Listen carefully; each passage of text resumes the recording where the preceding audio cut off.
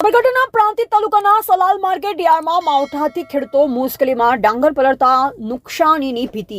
પ્રાંતિજ તાલુકાની સલાલ માર્કેટ યાર્ડમાંથી તાજા દ્રશ્ય. પ્રાંતિજ તાલુકાના સલાલ માર્કેટ યાર્ડમાં ખેડૂતો માટે મુશ્કેલીનો માહોલ સર્જાયો છે.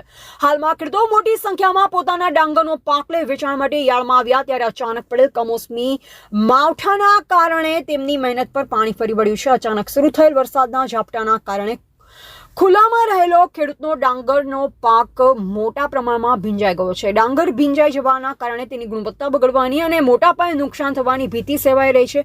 અનેક ખેડૂતોએ પોતાના પાકને વરસાદથી બચાવવા માટે તાળપત્રી કે અન્ય વસ્તુઓ વડે ઢાંકી રાખવાના પ્રયત્ન કર્યા, પરંતુ વરસાદના સતત ઝાપટાના કારણે તેમની મુશ્કેલીઓ વધી રહી છે. યાર્ડ સંચાલન સમિતિ પાસે તાત્કાલિક આ પરિસ્થિતિમાં ખેડૂતોએ સલાલ માર્કેટ યાર્ડ સંચાલન સમિતિને તાત્કાલિક ધોરણે યોગ્ય વ્યવસ્થા કરવા માટે માંગણી કરી છે. ખેડૂતોની માંગ છે કે પાકને સુરક્ષિત રાખવા માટે તાત્કાલિક શેડ કે અન્ય વ્યવસ્થા કરવામાં આવે જેથી તેમને થયેલ નુકસાન અટકાવી શકાય. આજુબાજુના ગામોમાં પણ માત્ર સલાલ યાર્ડ જ નહીં પરંતુ પ્રાંતિજ તાલુકાના આજુબાજુના સોનાસન, કમાલપુર, તાજપુર, પોગલુ, અમીનપુર જેવા ગામોના ખેતરોમાં પણ કમોસમી વરસાદ પડ્યો છે. અણધાર્યા માવઠાના કારણે ડાંગર જેવા તૈયાર પાકને ભારે નુકસાન થવાનું અનુમાન ધરતીપુત્રો લગાવી રહ્યા છે, જે કારણે ખેડૂતોની ચિંતામાં વધારો થયો છે. સલાલ માર્કેટ યાર્ડમાં વરસાદથી ભીંજાઈ રહેલ ડાંગર પાકને બચાવવા પ્રયત્ન કરતા ખેડૂતો. અહેવાલ પ્રિયાંક પટેલ, ભારતની અસ્મિતા, પ્રાંતિજ.